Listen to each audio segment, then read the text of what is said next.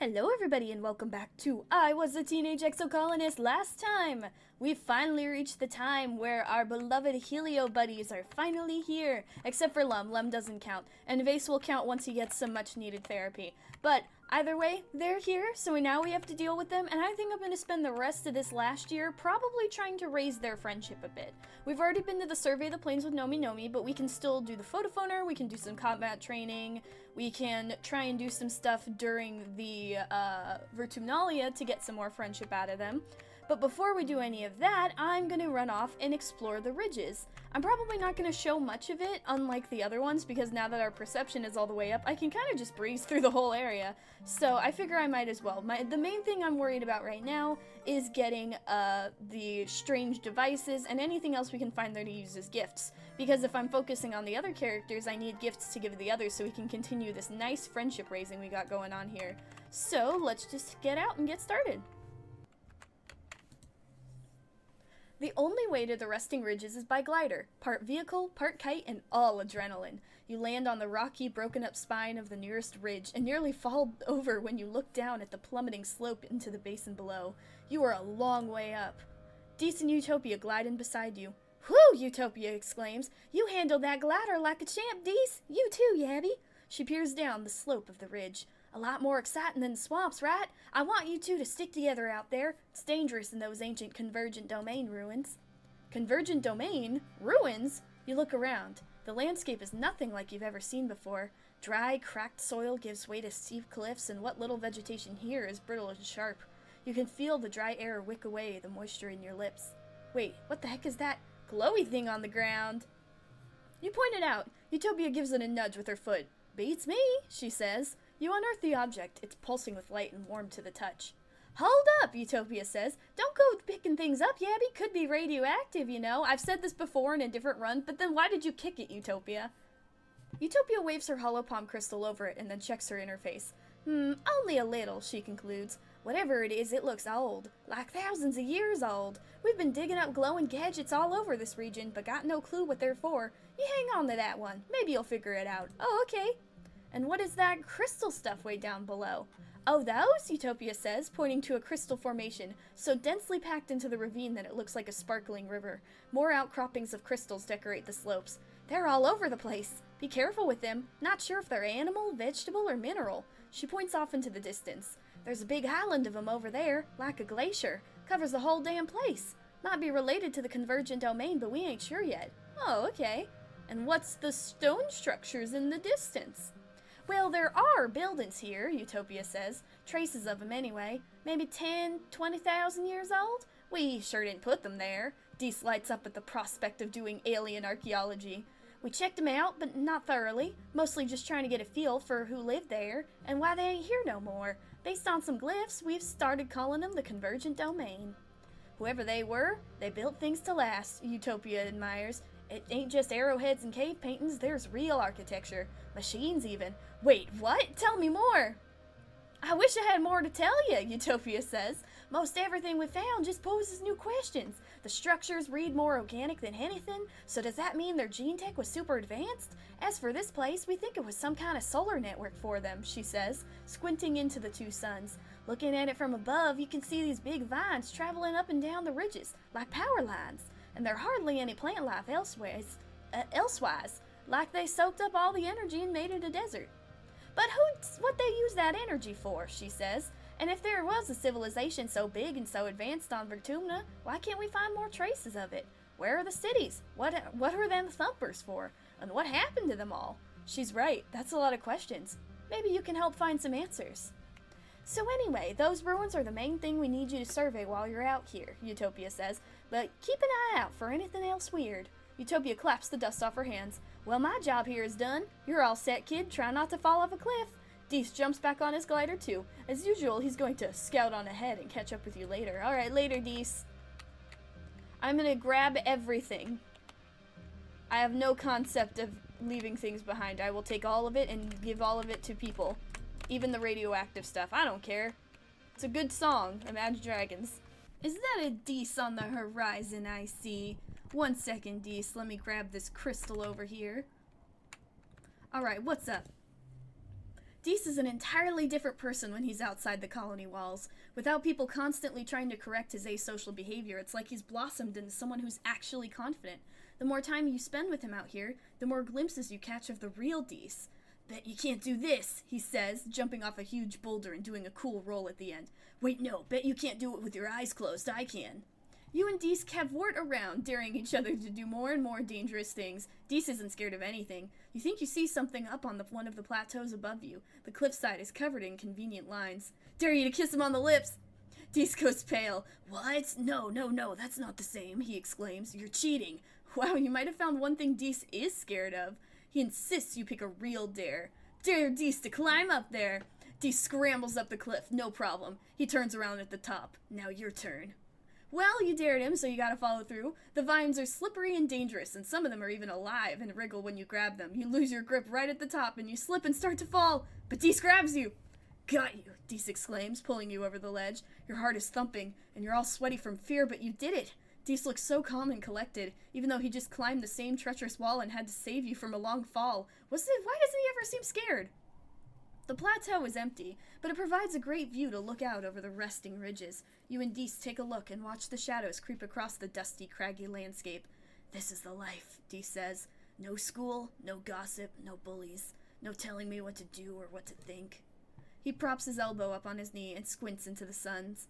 Even with my augmentation, in the colony, I always feel like such a coward. But maybe the problem isn't me. It's everyone else, you know? I'm not scared of any of the usual stuff. Monsters, getting hurt, even dying. Like, who cares, he continues. But humans keep finding ways to control people with fear. Well, they can't control me. So about that kiss. Deese laughs, embarrassed, and starts scrambling down the side of the cliff again. You'll have to catch me first. Oh, come on. He got me back. Alright, we got a bunch of good stuff. We'll worry about the end of this later. Let's just head back for now and have some Virtunalia.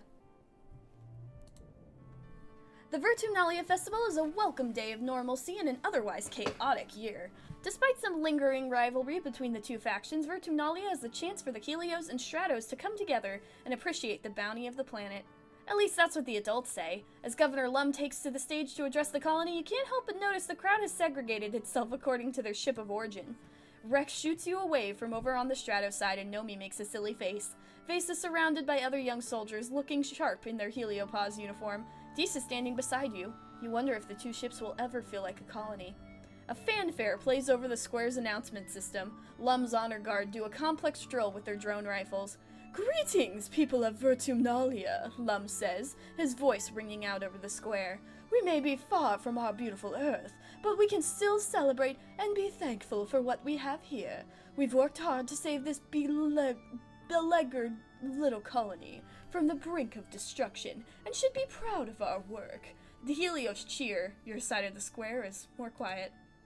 I know some of you have been asking, Lum, how are you going to run the colony, solve everyone's problems, turn this planet into a paradise, and look this good? Lum strikes up a pose to a smattering of polite applause. Well, I have the answer for you, he continues.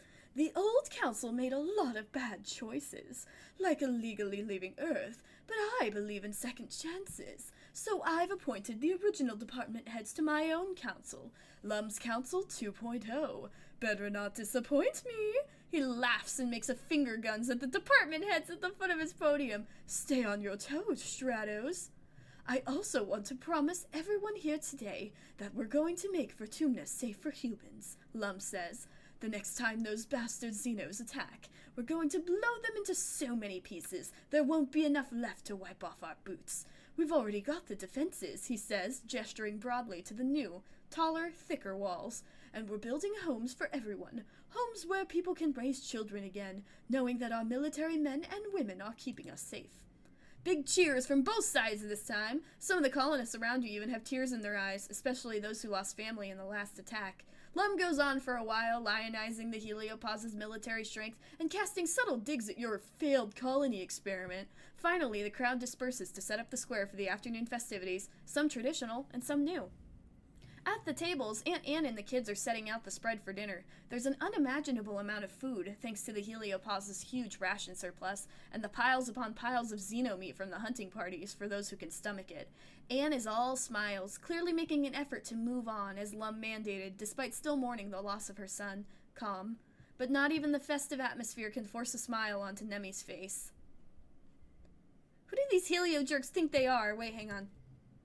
60, 56, 65, 63, 59. Who do these helio jerks think they are? Right? Mars exclaims. That Lum guy is a tool. Did you hear what he said about us? How crass. Like, have some respect. Dees arrives, carrying a big tureen of stew. And now they're just taking over. And everybody is okay with this? The adults are bigger cowards than I thought. Mars looks at Dees in shock that they agree on something for once. I love that one so much. The chime sounds to announce that the square is set up for the annual competitions. What do you choose this year? I don't want to do xeno wrangling. That just seems awful. I believe if we do trivia, we might get Nomi Nomi. Baking has Tammy, but I have plenty of flowers for Tammy, and she's already at 60, so let's do trivia.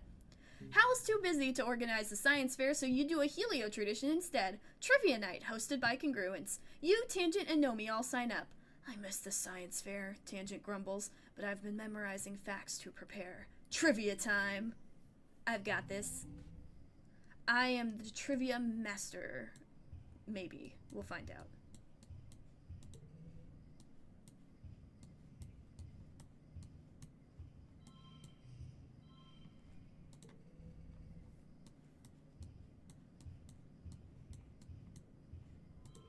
Oh, baby.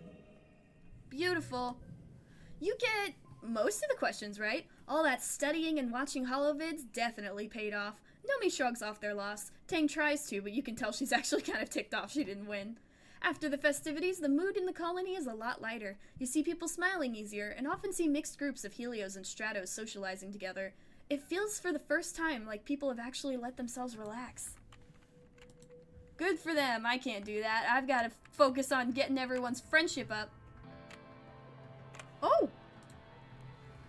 Mars is working in the depot today. You find her sitting on a pile of boxes, drumming her feet against them as she flips dismissively through a magazine on her holopalm.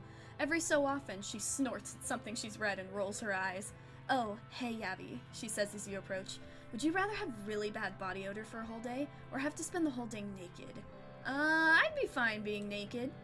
Me too, Mars says. I mean, if anyone can still be fabulous with no clothes on, it's probably you and me. That's a friggin' great compliment coming from you. I'm reading some teen magazines from Old Earth, Mars says. You know, like fashion and makeup and dating stuff. She turns to a new page and reads out loud.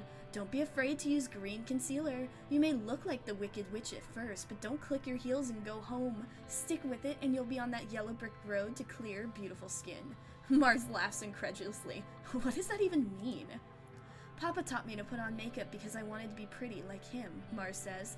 But it was never like, cover up your blemishes, make your nose smaller, hide your scungy pores, and that's all they ever talk about in these things. I remember those way too well. Like the ones that would have like friggin' Zac Efron and Big Time Rush and all that stuff on it, and then it's like, 10 tricks to tell if a boy likes you, and it's like, ugh. I also probably aged myself with what I just said, but... And it's like, was Earth fashion really about making everyone look as small as possible? What was wrong with them? Mars gestures to herself. I was the biggest kid the whole time we were growing up, and I've always been gorgeous. And that's not just my genetic enhancement talking. Sometimes I think they should have just made everyone unable to feel shame, Mars says. Like all these magazines talk about is how to fix your flaws or act different so people will like you. It's such a waste of time. Mars tosses her hair over her shoulder. If people don't like me, they can flick off. I literally don't care what they think. Mars pats the box next to her, and you climb up and sit by her side. The dating advice in these things is pea good, though, she says, flipping through a few pages. Like my dad's taught me about reproduction and stuff, but they get so squicked out when I ask how you actually get someone to have sex with you. She rolls her eyes. Teenagers on Earth apparently were very worried about getting boys to like them. Hey, this is what I just said. I didn't even remember this. Like, look at this quiz. 10 ways to tell if he's super into you. Mars smirks and angles her holosqueen away from you. Ooh, let's see how into me you are, Yabby. First question, do you have any cute nicknames for me? I mean, I don't mind flirting with Mars, but I still know who we're going for, so I do. Mars laughs. Really? Tell me. Actually, no, don't tell me. Second question, do you get nervous around me? Never. Not even a little bit, Mars says, acting like she's affronted. Last question, do you go out of your way to see me? A little bit. Oh, Yabby, Mars beams. I am happy whenever you come talk with me. Us sophisticated folks gotta stick together. Mars makes a frustrated noise and dismisses her holoscreen. Oh, this is so wimpy, she groans. What was wrong with Earth teens? If you want to know if someone likes you, just ask them. It's easy if you're not a coward. Mars turns to you and leans in, bracketing your legs with her arms. You can smell her body lotion, light and floral, and feel the heat of her chest against your arm. She pouts and looks at you through her lashes. What about it, Yabby? Do you like me? I like Dees more. Mars tilts her head. Oh, is that right? Well, I'm not a jealous person. I don't mind sharing. Oh, dang. Could I have Mars, Sim, and Dees in this run? I would not be opposed. I mean, that might be a little weird for Dees, but I'd have to talk with him about it first. Communication is important in relationships, especially ones like that. You gotta make sure everyone's comfortable with the partners they have. And we've got our episode mandated egg. Ooh, help Rex build something! Actually, I'm working on something right now, Rex says, producing a holoprojector. It looks so familiar. Wait, it's the holoprojector you used to watch vids on in the creche. It's been broken ever since the creche was destroyed. I was hoping you could help me fix this up. I want to have outdoor movie nights. You help Rex bring the holoprojector back to life, then help him make an outdoor theater for it, complete with overhead lights and comfortable places to pile up your bedding. Aunt Anne provides the snacks. Rex looks at it with pride. We just have to figure out what to play for our opening night. That's a good question. Ooh! You find Rex playing cards by himself in the lounge with an actual physical deck of cards. He looks up at you as you approach and visibly brightens when he sees you, sitting up straight with his dog-like ears on alert. Well, hey, Abby, he exclaims. How's it hanging? Do you want to play a game with me? Is it bottoms up? I love that game. Rex blinks at you, surprised.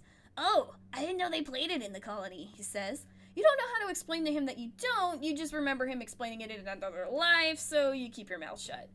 Well, since you already know how to play, Rex asks, what do you want to bet? Is 20 kudos okay? Of course, Rex exclaims. Whatever you feel comfortable with is fine by me. He winks. Rex! I love it. Rex shuffles the cards and deals half the deck to each of you, and you begin to play the game. The best thing about this game is it's not very hard to play, Rex says, scooping up his winning cards. It's all about how well you know the other person. And, well, we don't know each other very well yet, so what do you want to know about me? What are your plans for the future? Rex blinks at you. Oh, wow, big question. I don't know. I think if I stayed on the heliopause, I probably would have ended up becoming a soldier like everyone else, but planet side? Rex smiles to himself as he puts down a high card. I could do anything. I've always liked making things with my hands, and I like to make other people happy. Maybe I could do something with that. What do you like to do for fun? Talk to people, mostly, Rex says, and puts down a low card to win the hand. I like to see what everyone's doing and help them with stuff if I can. I just really like being around other people. I like doing whatever they're doing. And cuddling. Of course, I love cuddling and running and chasing stuff. He rubs the soft inner parts of his ears and smiles sheepishly. Have you made any friends here? Oh, yeah, of course, Rex says. He looks happy. All the adults are so much nicer than the ones I grew up with. Like, they care so much about how and why they do stuff. I love being around them. And the other teens, like, whoa, you guys are all so cool. Anemone and Tang are so passionate. Cal and Tammy are so sweet. And Mars is like a galactic-level hottie. Wow. He trails off, lost in thought. Oh, and that Dees guy seems interesting, too. He is very interesting. Let's play the game. You play out the rest of your cards, staying fairly even in points, until Rex is left with only one card, and you have two. You're trailing, but not by much. If you play your low card for an easy win, you'll gain enough points to make it a draw. If you gamble on the slightly higher card in your hand, you might lose entirely, but you could win. What do? Ooh, check Rex for tells. You scrutinize Rex. You're not sure why, but you get the sense he's not really confident he'll win this hand. If you want to win, you should play a high card. Play the high card. You put down your higher of your 2 cards and Rex shouts, "Are you for real?" He laughs. "That was a really risky play, and you're lucky I only had a high card left." He turns over his card. "It's even higher than yours. You win the game by a comfortable margin. Collect your winnings." Rex links your holopalm and transfers you your winnings. "It's a good thing I love helping so much," he laughs. "You can rack up kudos pretty fast. Thank you." I will remember that. Nomi! I have my glasses on this time. I know it's you and it's not Tammy. You and Nomi in the lounge, you find Nomi in the lounge, flanked by 2 holo screens and doodling in a sketchbook with real paper. One holo screen is playing an animated kids show, while the other is a wall of text that looks like it might be a translation guide of some kind. Nomi's attention moves between the 3 easily. When they see you, they jump and quickly close their holo screens, sitting up straight and clutching their sketchbook to their chest. "Oh, hi, Abby!" They giggle, rubbing the back of their head charmingly. "How you doing?" "It's okay, you can watch cartoons here." Nomi relaxes a little, breathing an exaggerated sigh of relief. "Good, because I really like cartoons." Nomi sets their sketchbook aside and looks around conspiratorially. "I thought you were gonna bust me for jailbreaking my holopad," they say. "All the Helio kids have restrictions on what we can watch and for how long, but you guys have so many more cartoons than we had." Nomi throws their arms in the air. "Like the first season of Turbo Girl Hyperjet Transform." "What?" "I love Turbo Girl Hyperjet Transform." "What?" Nomi cries, slapping their hands to their cheeks. "Really? It's like the best cartoon ever made. What else has a schoolgirl who looks like an aircraft from the waist down battling evil aliens while dealing with the stresses of high school life?" You have to agree. You were pretty fond of the arc in the 3rd season where Kamiya and Otoko disagreed about whether Haruka would be considered a hyperjet if she was part helicopter. "The Helio Media Archive only has season 2 through 9, and only 3 of the OVAs," Nomi says, puffing their cheeks out. "I can't believe the 4th OVA, Flight Captain Yumiko, gets captured by the aliens and brainwashed into thinking she's been an alien sleeper agent the whole time. You hadn't seen the 1st season?" Nomi shrugs and pokes one finger into their cheek. "Space kids make do. You don't have to know everything about something you like in order to call yourself a fan," Nomi continues. "Just liking it with all your heart is good enough." Nomi laughs and flips over their sketchbook, showing off some of their drawings. "I was drawing some fan art of the show," they say. It's kind of fan art. Okay, it's really more like if I was the character in Hypergirl Turbojet Transform. I love OCs. What kind of aircraft would you be?" Nomi blinks up at you, clearly stunned by your interest. Okay, kind of. You see, all the cool aircrafts are already taken, and it's rude to be a double." They press the tips of their index fingers together and look thoughtful. "Sometimes I draw myself, my character, as something weird, like a hot air balloon. But then I think, it would be kind of cool if I was the only regular human in the Turbo Girl Hyperjets." That would be cool, too. A good subversion on the genre and the trope. Crystal. "Oh, it's your birthday!" Nice. Accidental birthday win. Alrighty-dighty. I think, let's see. Nomi, Vase, Rex. Nomi, Vase, Rex. So we can get to each person twice. So, as much as I do want to get into robotics, do I get friendship? Oh, don't I get, wait. We do get friendship with Nomi. Okay, we'll do one photophoner with Nomi, and then we'll do engineering with Nomi. Study engineering. You and Nomi are doing independent study after hours when they stand up from their beanbag chair and do a little victory dance. "Yes!" they shout. "It worked! Look, Yavi!" They throw something to your holo screen. The intro for the game QQ Baishonen Kyusetsu comes up on screen, and Congruence's full-room holo projectors decorate the walls with a blue sky and rolling green hills. The Windows background. Peppy battle music fills your ears. Nomi claps their hands proudly. "I installed it on the classroom mainframe," they exclaim. "It's so much faster! There's no latency at all!" Suddenly, the lights go out. Nomi screeches and hangs on to you in the dark. The lights flicker back on, but only for a few seconds at a time before going dark again. The temperature drops. The holo projectors no longer display the lush meadows, but instead a ramshackle wooden cabin with various horrible implements hanging on the wall. "Hello, children." "Oh no," Nomi moans. "I must have installed it into Congruence's memory. She's being affected by the game's code." Congruence's holo projection appears in the middle of the room. She's facing away from you, but when she slowly turns around, you're horrified to see that her face is smeared away and featureless. No, Ko, the face stealer got her! "Do you want to play?" "Yes!" An unnatural growling noise fills the room. Nomi squeaks and hides behind you, but it doesn't matter. The noise is everywhere, surrounding you. Congruence's holoprojected form flickers and becomes a shaggy manticore with glowing eyes, and then it's gone. A howl echoes across the walls. The hunt is on. You and Nomi fight your way through Congruence's holoprojected nightmare, encountering beasts the likes of which you've only seen in books from Earth. They stalk you through misty forests and trap you in dank-looking cellars. They scream and moan and cry and howl. You've never been so scared from a holo game. It feels so real. I didn't make this, Nomi says, their chest heaving as they look around for the next creature. This isn't even the game I installed. Congruence's the manticore reappears, a ghoulish apparition. Is this what you wanted? No!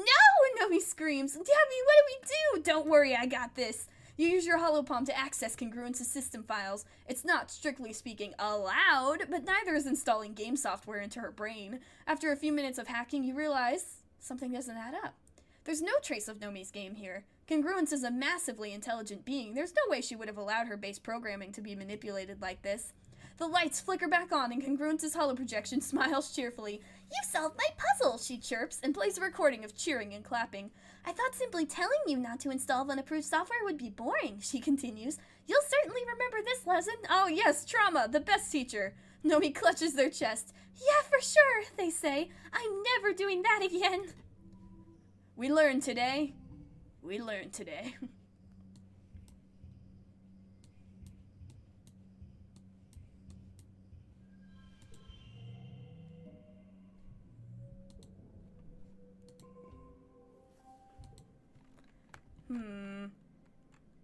I may do engineering again, just so that we have 50 for when the robot tutoring comes up. We can always do more photophonic stuff later. Creativity isn't really the one I'm focused on right now.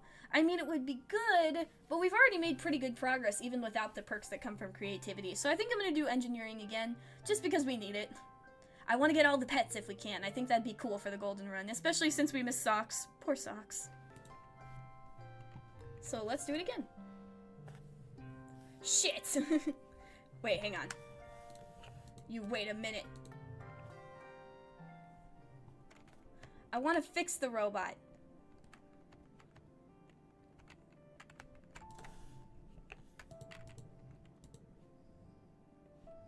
Oh, I see. I should have had that on. Hang on, can I go back?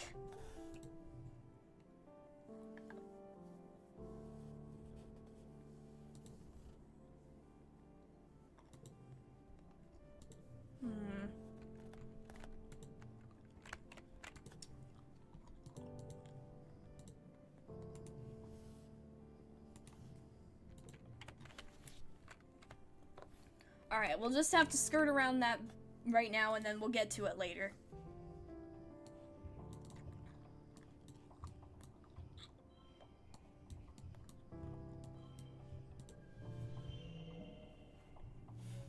There we go. That gets us up to 50. Now we can apply for robotics. Apply at the robotics lab. As you enter the robotics labs, one of Professor Howell's weird little robots is out of its matrix again. It's bumbling around the room as Hal chases it. The bot's sensors appear damaged as its collision detection looks completely shot. At least this one doesn't seem dangerous. Fix the robot. Oh, Professor Howell laughs sheepishly. Thank you for your help, Yabby. I guess this one got away from me again. He watches you play with the bot. Hot dog, you are so good at engineering, he says, pride in his voice. You should work on the robots we have now. Yes, there we go. We're gonna get our little bot friend. We're gonna try to next year at least. We'll see how far we get.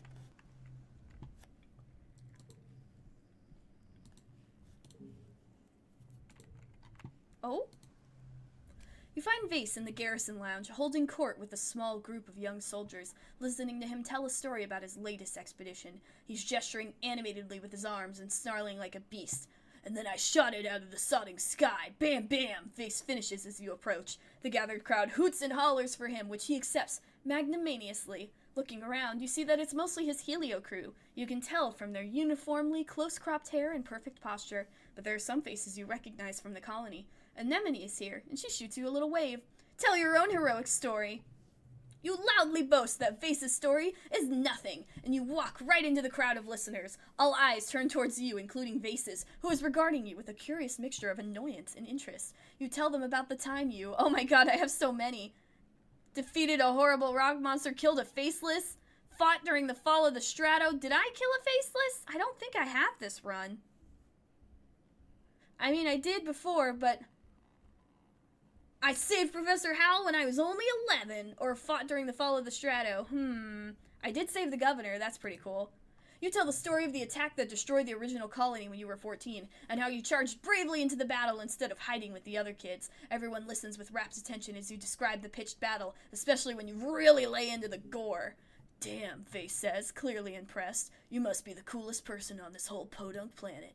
Vase's friends laugh, while the colonists look at each other and smile awkwardly, really not wanting to disagree with Vase.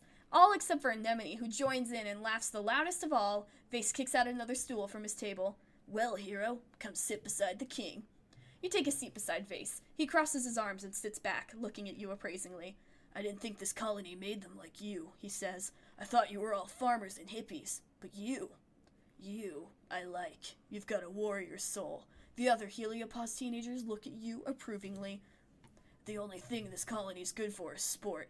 Can't wait to get out there and shoot some real aliens, Vase says. He bangs on the table with his fist. Those null shits aren't gonna know what hit them. I love a man who can get what he wants. Vase cants his head to the side and shoots you a cocky grin. You can feel the weight of his gaze roam over your body. I do always get what I want. You and Vase talk a while longer. Well, mostly he talks while you and his friends listen. Eventually, the little crowd breaks up as people move on to their other duties. Vase says goodbye to all the heliopause soldiers by name, and some of the colony ones, too. Anemone lingers a little longer than the rest, catching Vase's eye. He reaches out to her, and they grasp forearms. It's good to have you around, Anemone, he says. For a colony brat, you're pretty legit. Thanks, Anemone replies, eyes wide. You're pretty cool, too. Anemone scuttles away after that. Her face is red. Eventually, it's just the two of you left. Vase stands up and puts his hands on his hips, surveying the garrison, his kingdom. All we did on the heliopause was train for this exact moment, he says. We're literally made for this. We're the best of the best. He leans into your space and fixes you with a wolfish grin, which makes me the best thing to happen to this planet since it started shitting out oxygen. Don't you forget it. What was he saying? I wasn't paying attention.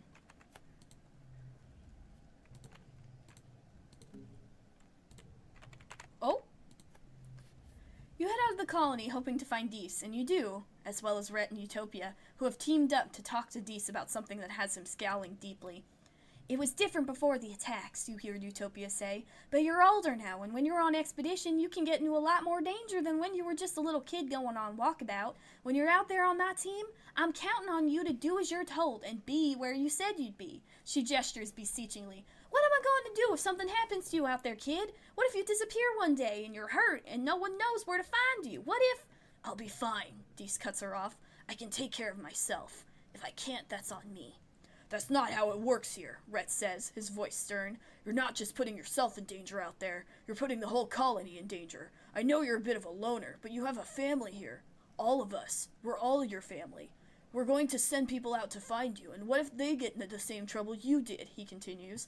We're counting on you to follow directions out there, to keep everyone safe, not just yourself. What if I don't want to be found? Dees explodes, waving his arms. What if I just want to be left the hell alone? Rhett and Utopia are stunned by Dees' outburst. Rhett opens his mouth to respond, but Dees talks over him. If I don't come back, just leave me out there, he spits. If this planet wants me dead, maybe I deserve it, huh? Don't you ever think about that? Maybe I deserve to die out there. Maybe we all do. With that, Dees stomps away. Rhett and Utopia look stunned. You follow Dees around the outer walls of the colony, to where he's angrily pulling things out of the drain pipe, hiding hole he has long since outgrown. Stupid humans, he grumbles, stuffing what looks like a bedroll into a carrying bag. They never think of anything except... Oh, he continues, trailing off when he sees you. What do you want? Are you okay? I'm great, Dees mutters. Just awesome, actually. Yeah, thanks for asking. You watch him pull things from his hideaway and throw them into two piles. Screw this colony, he says. I didn't ask to be a part of it. I don't need it. I don't need anyone. I'd be better off living in the woods like an animal. At least that's real. He reaches far and pulls out a busted-up-looking mechanical device, his old alien communicator. He made using gear he stole from Command. Jeez, he laughs. Guess I don't need this anymore. Take me with you. Dees takes a second to consider this before your meaning sets in. What? Why? He replies, baffled. Come on, Yabby. You have a whole, life here. A future. You have friends, people who love you. Don't throw it all away just to be with me. I'm not worth it. His face softens. Look, maybe once I'm set up, okay? I'll send you a message, if you really mean it. Dees finishes packing up his stuff he's going to keep, which barely amounts to a full backpack. He straps it onto his back and nods at you, determined. Did I ever tell you my full name? He asks, seemingly randomly. I know it. Dysthemia. Deese's expression is surprised for a split second before going blank again. Yeah, it means being sad. What a joke, right? Who names their kid that? He shakes his head. Aunt Anne always talks about how babies make everyone happier. Was my mom sad before she had me and Tang? Or did having us make her sad? His smile twists. Was it me? Was I the reason? Dee scuffs his boot in the dirt. Whatever, he mumbles. No one's cared about me, basically ever, since before I was born. My own mom didn't love me, but like one person who you think could. He looks up at the sky and blinks rapidly. Whatever, he repeats. I'm out of here. Thanks for everything, Yabby. You're the only good thing about this shithole. I'm gonna miss you. Give him a hug. You throw your arms around Dees, who grunts and pats your back awkwardly. He doesn't relax until you finally relent and let him go. You watch him disappear between the fungal trees. Within minutes, he's out of sight. You're getting ready for bed later that day when you receive a colony-wide announcement through your holopalm. It reads as follows. Colony notice. Reminder that there are to be no unauthorized trips outside the walls without prior authorization from Expedition's command. Anyone caught in violation of this rule will be punished. This includes going for a walk. It is dangerous outside the walls and is only to be done by trained and armed personnel. Thank you, Command. How about that? You send Dees a message. Huh? Dees messaged you back immediately with just a picture of a knife. You're guessing he didn't get very far. Poor Dees. There's no reason to cry. No, there's not. No, there's no reason to cry. No reason to cry. Alright, change of plans. So I think I'm going to do more stuff with Vase, but I also want to go out and double check on Sim and see if he wants to talk to us. Like before, I think I mentioned it before, but Rex is going to be really easy to get his friendship up because we can hug him as well as give him the mushwood logs. And when the barista job is open, we're going to be doing that a lot. So we just need to take care of that while we can. Oh, hello. You had plans to hang out with Cal today, but when you arrive in the Geophonics Dome, it's worryingly dark inside. You fumble around in the emergency lighting until all the lights come back on with a heavy ka-chunk of a breaker being flipped. You blink into the sudden blinding light until the figures of Cal and Chief Engineer Instance resolve themselves in your vision. Absolutely no more of that, young man, Instance scolds Cal as he cradles his hoverboard in his arms. The power grid is not your plaything. I understand, Auntie, Cal says. I'm sorry. Instance mutters to herself as she passes you. Honestly, all this over a toy. Hey, bud, Cal greets you. Sorry, I meant to meet you outside after work, but... He looks down at his hoverboard. My board wouldn't start, and I figured it was maybe had a juice. When I plugged it in, it threw these sparks, and then the whole power grid shut down. Cal's shoulders slump. I was gonna ask Dr. Instance to take a look at it, but she told me she doesn't have time to fix a dumb toy. Let me take a look at it. Well, okay, Cal says, slowly, handing over the lifeless hoverboard. I guess you are pretty good at fixing things. You open up the little hoverboard and poke around in its guts for a little while. After about 20 minutes, you think you have it figured out. You rewire it so that the power no longer flows through the burned-out capacitor, stick a little duct tape in there, and close the casing. Cal takes the hoverboard and cautiously flips the switch. Et voila! It floats! It hovers, even! Radical! Cal shouts, then covers his mouth with his hands. I mean, this is totally cool, Yabby. Thank you so much. To celebrate, Cal lets you take the first spin on the board. Whoa, it bucks like a wild animal under your feet, and Cal catches you as you stumble off of it. Careful, he laughs. That first step is a doozy. Thank you, Cal. Could you always fix it? Isn't it like you try and fix it twice and then it doesn't work the second time? I think that's what it is. Alright, Vase is the lowest, so we need to get him up to 14. If we do his twice... and I believe he's out during glow, so I'll be able to give him another gift. Or lookout duty? That's anemone. What gives me... Vase. Security Chief Rhett interrupts your afternoon training to address the group. Nemi perks up. This seems important. Since the original colony was destroyed, Rhett begins, We have needed every skilled security officer we can find to defend our home, and now with Governor Lum's blessing, age is no longer a requirement. We're looking for young recruits to join the ranks of the defense squads. Yes, child soldiers!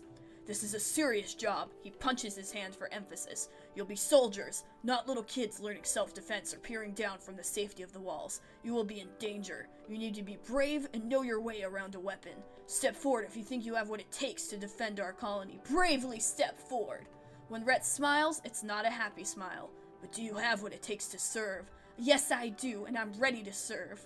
Rhett nods. Okay, you're in. See you at dawn, recruit. Thank you. Sorry, yes, sir.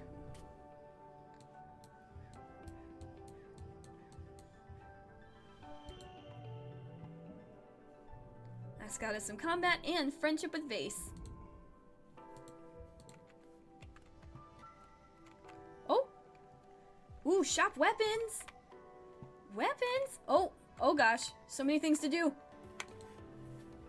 Mars and Nomi are bent over one of Nomi's sketchbooks. Mars is talking animatedly with expansive hand gestures. Nomi is nodding along and taking notes. No, Mars exclaims. This neckline needs to be bolder. Bolder lines down here, and lots of extra fabric. And make this part gold. I want it to scream, I don't have to work like everybody else. I'm only here to look beautiful and have people adore me. But we do have to work, Nomi pouts. Nanoprinting's restricted for these kinds of materials. It costs kudos. Mars rolls her eyes. That's the point. Nomi huffs. Not everyone's got as many kudos as you, Marzipan. Especially us helios. We didn't have any at all when we landed. If I want to wear something other than uniforms, I usually trade or modeled clothes instead of printing new ones. Mars looks appalled. You trade clothes? You don't even sell them to each other for kudos? Nomi shrugs and tucks their hair behind their ear. It's just, some kids can't afford to print this kind of clothing, right? So you're losing out on them as potential customers. So maybe instead you could design clothes that are pretty, but also made from common materials, so everybody can have them? Nomi smiles brightly. Then maybe when you're in charge, you can get rid of kudos entirely. It doesn't seem right that we trade kudos for extra stuff when we're all supposed to have only what we need anyway. Nomi packs their sketchbook and leaves, and Mars turns to you with a thoughtful look. Oh, Nomi doesn't know I was the one who started selling things for kudos in the first place. My dad keeps saying I shouldn't do that, because hoarding kudos and treating them like currency will cause, she makes quotation marks in the air with her fingers, wealth inequality. Do you think they might be right? Nomi's right, the helios are broke. Oh, Mars says, tapping her chin. I knew the helios were tragic, but I just thought they had terrible taste, you know? The uniforms and the haircuts, I didn't think it was because they were poor. I really don't think that kudos makes everything unequal, Mars continues. Like, you can always work harder if you want something nice, right? That's what I do. Mars looks genuinely troubled. It's great that we have everything we need. Well, as long as there's not a weird disease or a famine or whatever, but we're still poor, you know? She sighs. We're poor in culture. Like, yes, every colonist has a steaming pile of mashed trippet every noon, morning, and night, but what if I want to watch a holovid I haven't seen a million kajillion times? Mars puts her hand on her head. When we only focus on survival, who's making the holovids, and the symphonies, and the gourmet food? She throws her arm in the air and shouts, we have everything we need, but we're poor. Poor people don't care about art. Mars snaps her fingers. No, I've got it. I'm a genius. If the adults won't incentivize the creative class, we need to do it ourselves. We need to get the adults on board with adopting kudos and using it to pay for luxury goods. Instead of slaving away in the depot or the kitchen, people like Nomi could be artisans. She grabs you by the shoulder. If we have an actual creative class, maybe we could get some culture on this stupid rock. I can't believe I never thought of it before, she says, clearly possessed with a beautiful vision. I'm the richest teenager in the colony, but what good is it if there's nothing to buy? Here I am, sitting on more kudos than I could ever use, and could only be using it to kickstart the creative economy. I could be a patron of the arts. Mars releases you and pulls up the finances screen of her holopalm. You catch a glimpse of her balance, which is more kudos than you've made in a year at least. Yes, good, Mars says, thinking out loud. More than enough to start. She looks at you. Well, Yabby, she says imperiously, you'll join me, right? Let's give away some kudos. But no one here gets paid. You explain that just like people don't get paid for being farmers or soldiers, people who create art shouldn't be paid either. The colony should just support artists outright, even if they're not essential to life. Mars looks at you as if you started speaking an alien language. Well, yes, obviously, she says. When I'm in charge, the colony will support artists just like we support everyone else. But until then... Alright, take some kudos. Mars nods and you transfer 10 kudos into her account. It's not much, but it's a start. Yeah, sorry, I didn't have the 100 kudos. I bought some cake. Don't judge me, okay? There's birthdays to be had. Let's try some guard duty. You show up for orientation to guard duty. Vase and Nemi are here as well, listening intently to Security Chief Rhett as he teaches you the specifics of the colony's defenses. There's the walls, of course, and the lookout towers and the robotic turrets. They're the obvious weaknesses, like gates, and less obvious ones, like the pipes that divert runoff water away from the colony. And there are high-priority targets like engineering and geophonics. You're surprised to learn that the living quarters are considered lower priority. Duh, Vase mutters. During an attack, everyone's supposed to be defending the colony, not hiding under their beds. It's a lot to learn quickly, and Rhett doesn't let you make mistakes. He drills you and drills you, first on your knowledge of the colony, and then on actual drills, physical fitness and reflexes, loading and firing a blast rifle, securing a dangerous situation, and combat tactics both as a group and solo. If the lookouts on the wall see anything, you'll be the ones to shoot it, he says, as you struggle with reloading the cartridge in your blast rifle. There might not be time to wait for backup. You have to be able to make and act on the right choice without hesitation. He looks you right in the eye. You're not only a guard while you're on duty, he says seriously. You are being charged with the defense of the colony itself. I expect you to be ready at all times to answer the call. Frustrated, you fumble the cartridge and it clatters to the ground. Rhett stops it under his foot. No slacking. Keep your mind and body sharp and ready for anything. Rhett leaves you to figure out how to reload your blast rifle on your own. Vase is already finished, of course, but Nemi stops what she's doing to help you. There's a latch here, she says, flicking it with her thumb. If it's deployed, you can't click the cartridge in, got it? You nod. It's easy when someone actually shows you how. I'll make Rhett proud someday. Nemi laughs and claps you on the back. Yeah, he's just a big teddy bear, right? She finishes her reload, shelters her rifle, and then she and Vase leave together. Nemi, get away from him!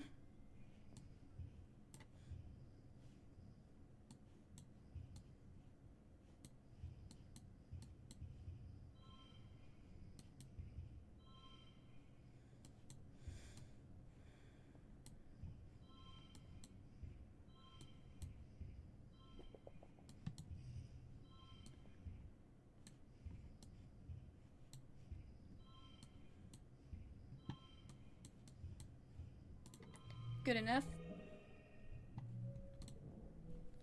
There we go. We got Vase up to 20. So now it's just Rex. Which will be easier, like I said, because we can just hug him every month. That gets us 4 friendship instead of just 2. Nomi!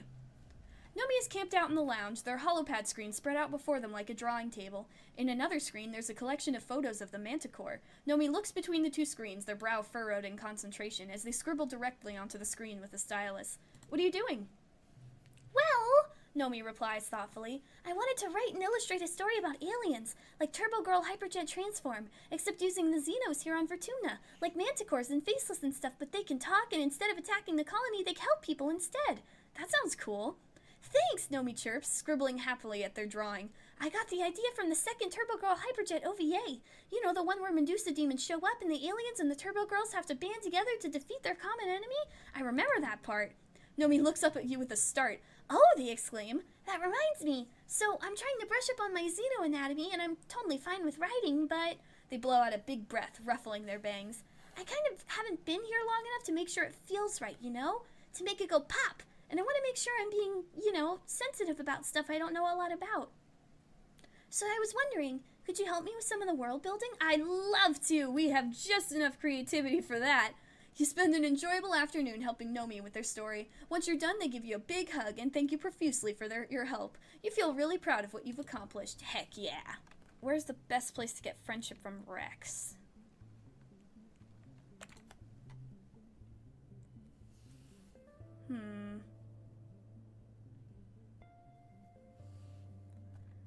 We'll get friendship with Rex from that, but I don't know if I want to waste my time with that. I know that sounds mean, but like, you know. What about delivering supplies? Rex! There we go. What about working in the depot? Okay. Deliver supplies. You pass the construction yard on your way to pick up a delivery at the depot. Rex waves you over. Hey, come take a look at this, he says, leading you over to where a portion of the heliosphere is being married to the old living quarters with a scaffolding of mushwood. Isn't this wild? It's like our two ships are actually becoming one. He throws his arm around your shoulder. It's like a metaphor, get it? The colony and us from the helio learning how to work together. How we build our environment affects how we live, you know? You should come by and help me, he continues. It's really fun. You get to build things and the construction crew is nice and you get to hang out with me. Wait, why not start right now? He hands you a blast cutter, a gun-shaped like tool that emits a thin beam of superheated plasma. No time like the present, right? Seek says we always need more workers here. But you do have that other job you promised to do. Nope, let's work hard. You help Rex hold up a part of the wall while he fits a bracket in place. There's a lot of pounding and wiggling to get it to fit, which delights Rex every time he gets to make a joke about it. It's sweaty, rewarding work, and you learn something about engineering while you're at it.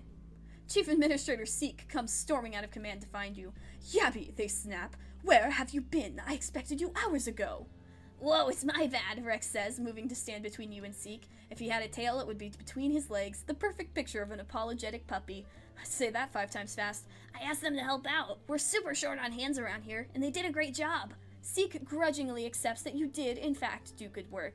They then tell you that you're cleared to help out in construction and you like, snidely commenting that you're better suited for manual labor than the job you were actually supposed to do today. Whatever. You're just jealous I've got all eyes on me. Oh, baby. Alright, I may actually relax now, just because going into construction will get us some more talking, and my voice is already starting to fail me, so let's relax. The old lounge is toast. What was left over from the attack last glow was destroyed in the crash. The new lounge just isn't the same. You miss the beanbags and the walls covered with art you scrawled as kids. Someday this place will feel like the heart of the colony again, but right now it just reminds you of how chaotic and horrible this past year has been. Let's get rid of that one. You're relaxing in the quarters with your dad when you hear the colony siren. The enemy is here. Your dad looks up from his novel. Huh, seems early this year. We should head to shelter in the lounge. You've been drilling new evacuation procedures for the past month. There's no need to be a hero now that there are so many new soldiers from the Helio. It's probably just best if you follow instructions and head to the lounge with your dad. Nope! You muster with the rest of the defense force at the gates. Rhett and Lum are arguing about what tactics to employ. Lum keeps trying to rally the soldiers with a heartening speech about giving it everything they've got. All the drones, all the explosives, and Rhett keeps cutting in. We don't need to take any big risks, Rhett insists. It's a smaller attack and we have more than enough blast rifles and turrets. We should save our other resources for when we do need them. Why do things halfway? Rhett exclaims. We need to get in there and kick their asses back to the goo they came from. We need to show people that we have everything under control. For morale. Rhett tries one more time to wrest control of the forces back from Lum, but Lum cuts him off. Fire the explosive rounds, he orders. Arm the charges. Shells scream through the permanent night, followed by explosions you feel vibrate up through your boots. The helios are unfazed, but you and the other stratoguards exchange nervous looks. You hear yelling, and then another boom as the secondary explosives detonate. The baying of bloodthirsty animals reaches your ear, and then... Lum holds his finger to his earspeak. Great work, just the stragglers incoming. Open the gates! To battle! I will only battle a few times. When it comes to the siege and stuff, I am going to stay inside because that's a chance for us to get some good friendship up.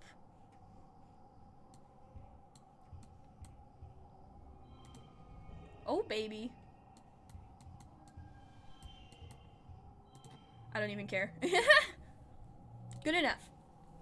You face off against a lesser Xeno, some kind of fin semi-aquatic thing already half dead and limping doggedly through the gates. It's almost comical how easy it is to stun and kill it. By the time you're done, the elder soldiers have dispatched the rest of the creatures. Smoke drifts from the battlefield from the explosions, an acrid scent of triumph.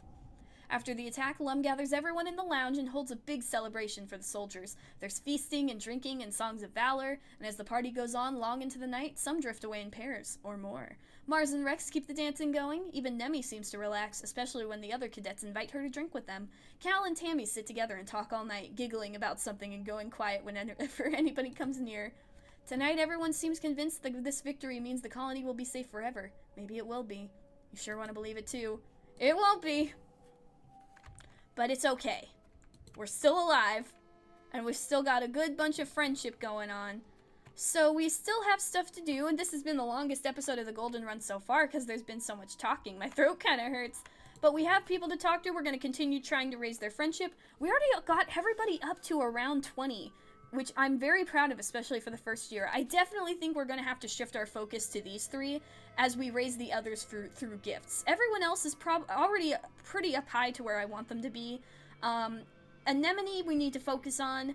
Cal and the others are doing pretty alright. I'm just happy to get them up to a high amount. I'm not really crazy about getting them to 100. I just want these guys to be up high too. So we'll need to focus on them more than the others for these next 3 years, as we gift the others to keep them up to speed. And of course, some of the stuff we'll be doing will get us friendship with them as well. So it's all about us staying on top of it and trying to keep everyone up. So we'll focus on that next time, but until then, thank you guys for watching. If you enjoyed, please consider subscribing. Remember to take care of yourself, drink some water, and help your throat feel better after talking for over an hour with different characters' voices over and over and over again, and have a good day.